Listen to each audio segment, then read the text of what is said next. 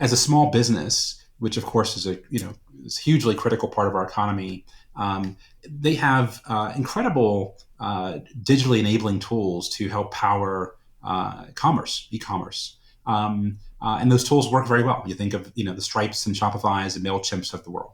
The digital aspect of their world is beautifully organized, but there's this entire other aspect, which is a physical aspect of the world of an SMB commerce entrepreneur, and it is just a disaster. We're talking about interactions with suppliers and receiving, pallets and fulfillment and access to carriers, so on and so forth. Yeah. And I saw that discrepancy and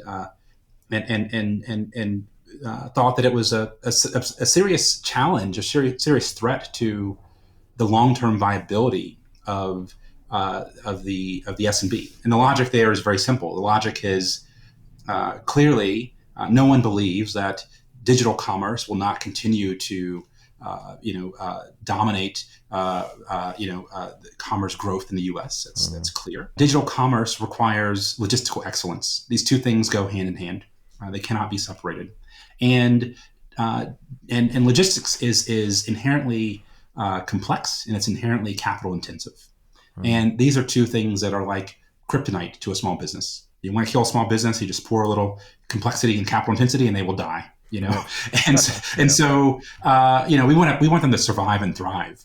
And so what that tells us then, and what that told me, back in 2019, was that in order to solve that problem, we've got to find ways to do two essential things. The first is we've got to find ways to aggregate the demand of the S&B, because they do not have the wherewithal to solve for that capital intensity on their own. And that concept plays out in many parts of our business, which I can describe, both with respect to physical world, but also digital software that we're now building. The other thing we have to solve for is the complexity.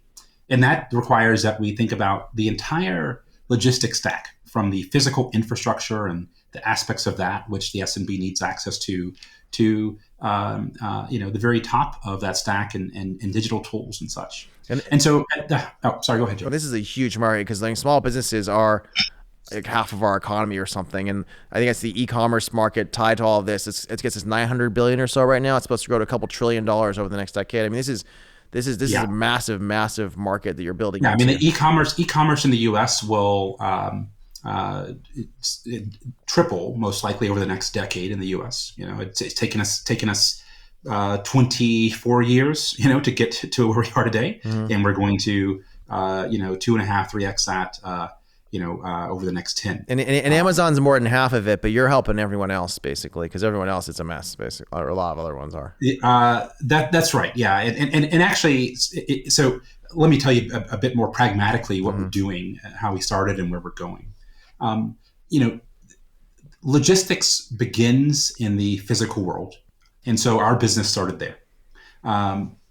We in 2020 we opened our first co-warehousing facility. You can think of this as being akin to a ghost kitchen, but instead of being designed for food production, it is designed to support logistics activity at kind of micro scale.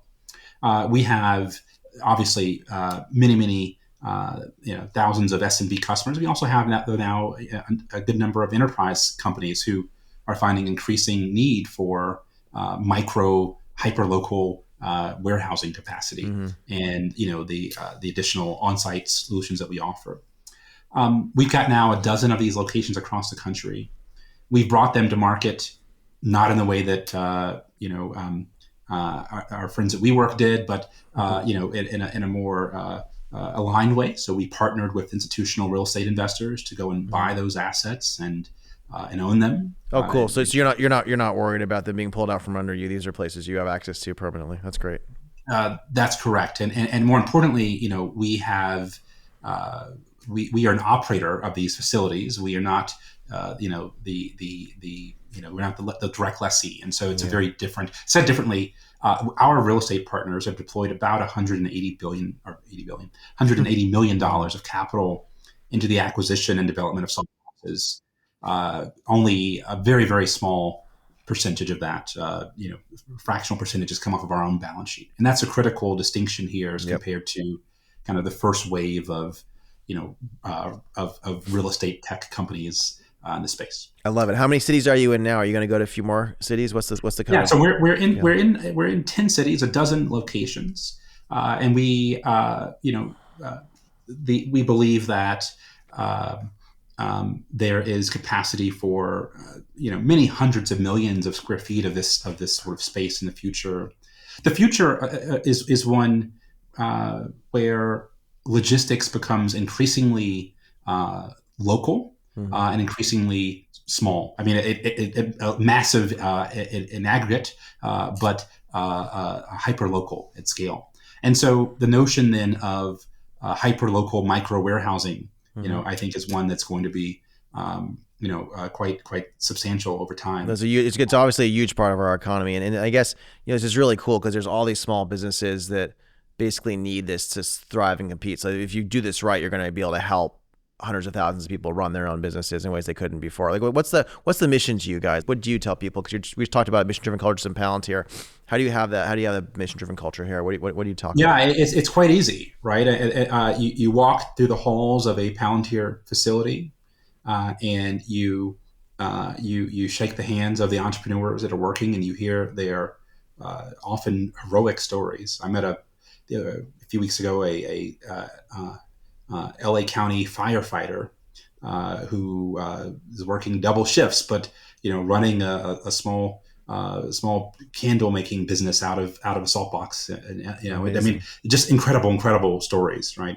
And so you cannot help but be inspired by their plight. And one of the things that I gathered early on, again drawing from what we learned at Palantir, was that if you can create that mission-oriented culture, it creates massive tailwinds. The truth is actually that this could be an entire podcast episode, but for many years, decades, Palantir did not benefit in the way that we did not have the sort of tailwinds that we should in acknowledgement of our mission. Yep.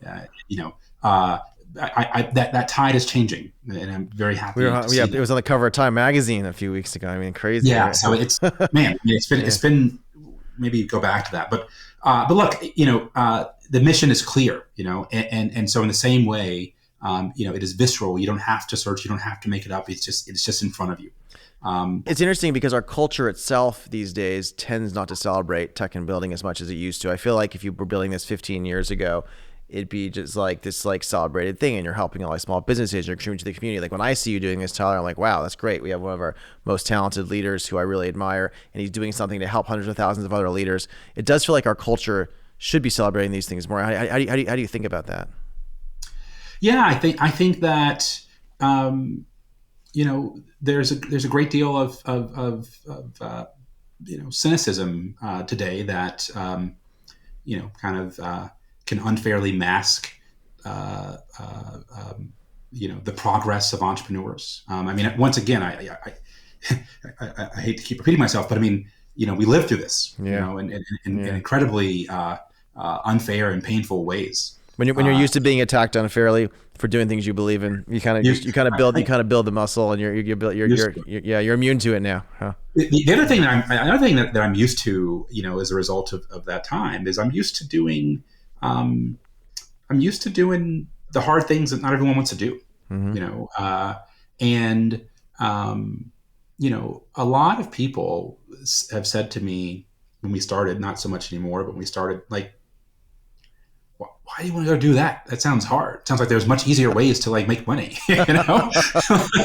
like, well, number one, you're absolutely right. There are much easier ways to make money. Number two, you're right. It's hard. But here's why. It's because, first of all, I just love doing hard things. I don't think there's anything better to do than do hard things with smart people. That to me is a joy of life. Second, is that, the benefit of doing hard things is that you get to be the person that solves the hard things, and that's cool too. Someone's got to do it, and you may think what you wish, but I'm going to go over in here in this little huddle with these really smart, really dedicated people. I'm going to do a hard thing, and we're going to love every day of it, and then we're going to be successful. And I in the love it. end, you can have your have your fun, but I don't care.